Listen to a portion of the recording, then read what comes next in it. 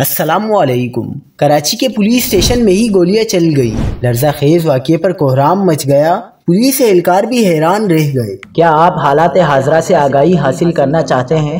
خبر کے پیچھے چھپے اصل حقائق جاننا چاہتے ہیں تو ابھی سبسکرائب کیجئے جلمل پاکستان کو اور ساتھ ہی گھنٹی کے نشان پر کلک کر دیں۔ آپ کو بتاتے چلیں کہ کراچی کے علاقے لانڈی میں تھانے میں اتفاقیہ گولی چلنے سے ایک اہلکار جاں بحق ہو گیا۔ ایس ایس پی کورنگی کے مطابق دونوں اہلکار ڈی ایس پی ٹریفک کے گن مین ہیں اور لانڈی تھانے کے اوپر بیرکس میں رہائش پذیر ہیں۔ دونوں اہلکاروں کو طبی امداد کے لیے اسپتال منتقل کیا گیا ہے۔ پولیس کا کہنا ہے کہ واقعہ صبح 7:30 بجے پیش آیا۔ Constable Ali Ahmed D S P traffic section Landi کی پستول چیک کر رہا تھا کہ اس سے اتفاقیہ گولی چلی اور ایک گولی 2 اہلکاروں کو جا لگی۔